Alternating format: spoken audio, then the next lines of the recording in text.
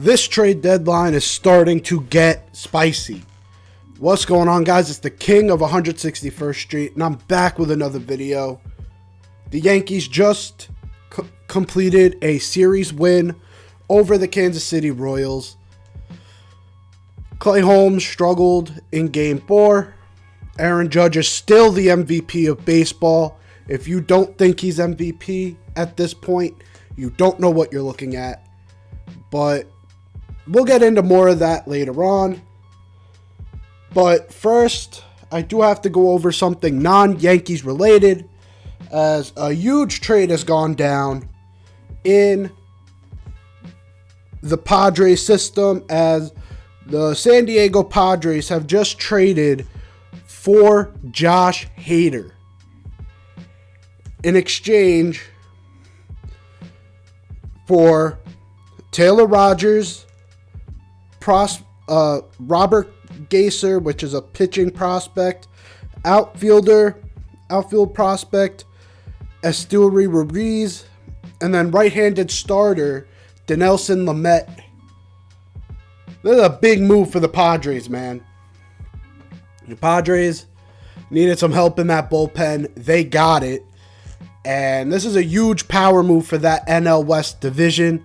They are looking to seriously come through and win that division over the Dodgers. It's going to be a dogfight now, when before it seemed like the Dodgers were going to run away with that division pretty easily. The Padres have a long way to go. The Dodgers are sort of in the same position as the Yankees in terms of their division. But it will be interesting to see how this changes their fortunes. Because they are in the second wild card spot right now behind the Atlanta Braves. This move could definitely help them get to that first wild card spot, and maybe even help them moving through the postseason. But very big move coming out of San Diego. I wonder, since they didn't give up any of their top guys like CJ Abrams or anyone like that, I wonder if they are still in on Juan Soto. We're going to have to wait and see. We got like 24 hours to see what happens with Juan Soto.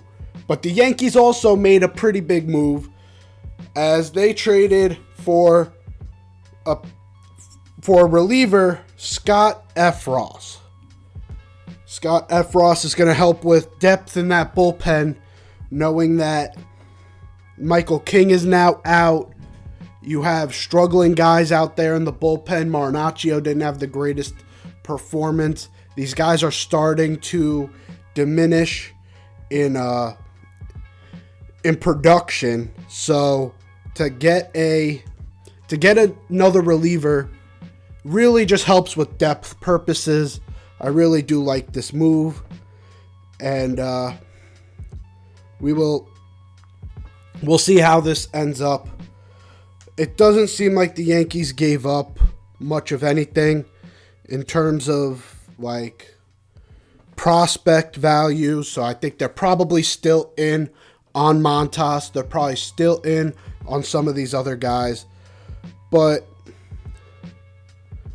looking at Scott Effross,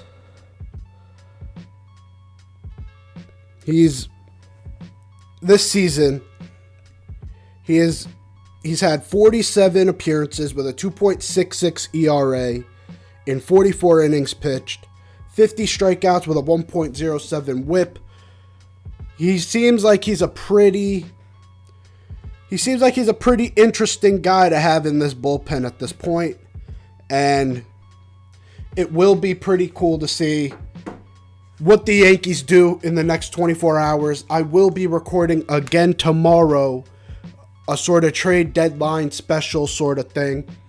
If you guys want that, hit that like button and comment below if you want me to do a live stream or a video wrapping it all up. I'm pretty sure I'm going with the video route, and it will be posted about tomorrow night. So, big So that's going to be a big video. Hopefully you guys go and show some support to that. But anyways, now that we've got some of that stuff out of the way, let's get into the Yankees series with Kansas City. So like I said in the intro, the Yankees ended up winning the series, could not complete the sweep. And here's how it went down. So the first game of the series really was underwhelming. The Royals pitcher really showed up. He's one of the top guys in terms of pitching prospects. So it was interesting to see how well he pitched. And yeah, he proved his value on a big stage. So congrats to that guy.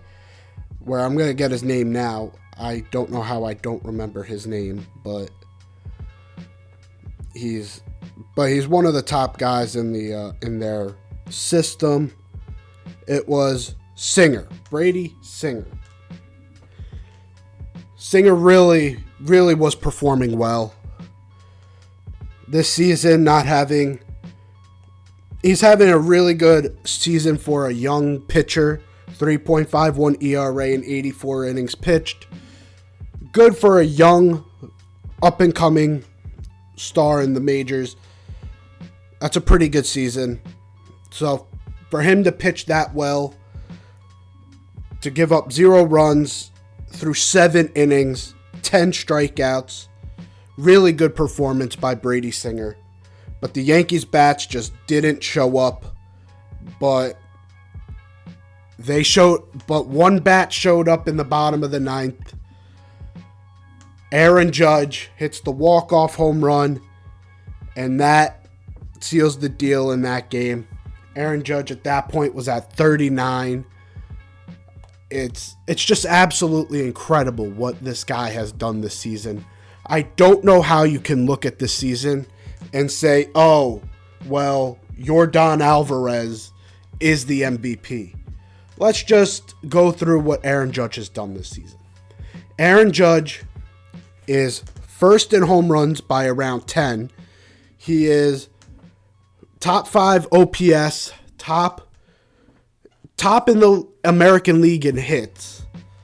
This guy also is competing for a Gold Glove at his secondary position, at center field. This guy's a right fielder. He is competing for a Gold Glove at center.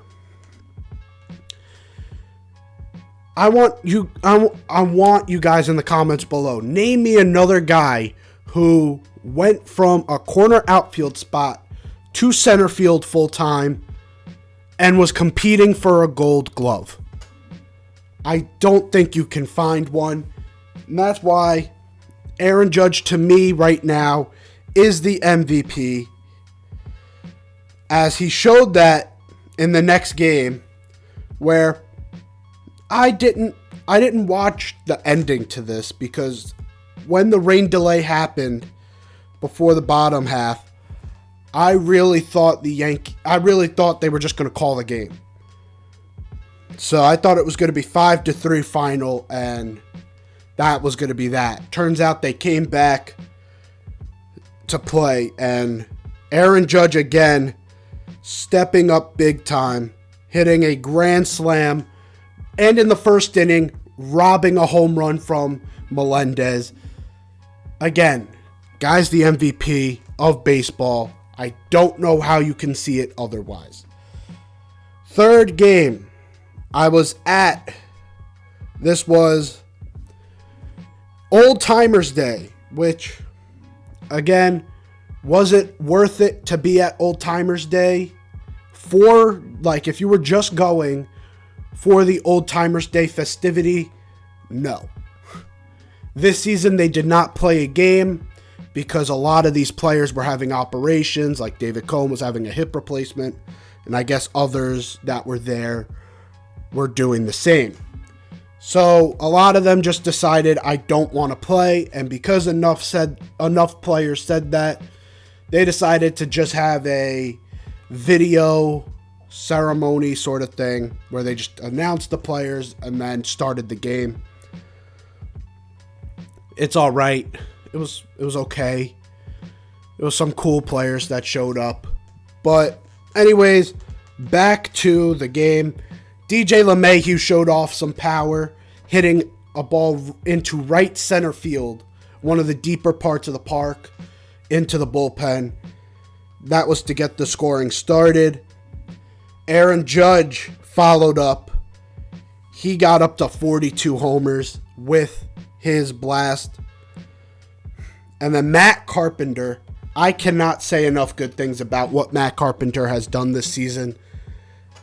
This guy was supposed to be a washed-up guy who was supposed to stay in the minor leagues for a while this season, maybe be a bench bat at times for the Yankees, but not really produce too much. This guy has been one of the unsung heroes for this team, especially in yesterday's game, because we won this game 8-2. It was not particularly close. In yesterday's game, for a lot of it, Matt Carpenter was our only offense. And without Matt Carpenter, I don't know where we get to in that game. So, props to Matt Carpenter. This guy was supposed to be out of the league, and now he is playing quality time in the outfield because we just need to have his bat in the lineup. It was a tough outing for Clay Holmes at the end. I know I skipped over a bunch, but that's more the main thing that happened. Clay Holmes giving up that 3-run homer to Salvador Perez, but more than that, his control just seems to be off. He at times just didn't know where that sinker was going to go. He hit Bobby Witt in the hand. Did he hit two people or did he just walk two? I'm pretty sure he just walked two, hit Bobby Witt. But yeah, his control seemed very off. And then when he got his control back, he just didn't locate well inside the strike zone. And that created the Salvador Perez homer. They end that inning, but the Yankees try to come back at the end. Aaron Judge has an opportunity with DJ on. He hits it deep to right field and just didn't go deep enough. And Glaber hits the line drive to end it. They didn't get the sweep, but it was a really good series all around. They were able to win the series, and it was a fun series, I would say. We got to see some good prospects coming out of Kansas City, what they can do talent-wise. MJ Melendez being a guy who catches for 2 games and then for 2 games plays the outfield. To me, that's pretty impressive. This series was pretty fun. Now we're going on to play Seattle at home. This series is pretty important because Seattle is in the wild card discussion. This team is a really good team. So making sure we bury these types of teams is going to serve us very well moving forward. But anyways, guys, hopefully you enjoyed this trade recap plus series recap. If you did, leave a like down below. If you're new here, hit that sub button. I don't know if we're going to hit 1,000 by postseason time, but hey, let's get as close as we can. Hit that sub button. Hit that notification bell so you never miss another video. Click all when you click the notification bell so that you never miss another notification. Comment below, what do you think about the Efros trade? What do you think about the Padres trading for Josh Hader? What did you think about the series against Kansas City?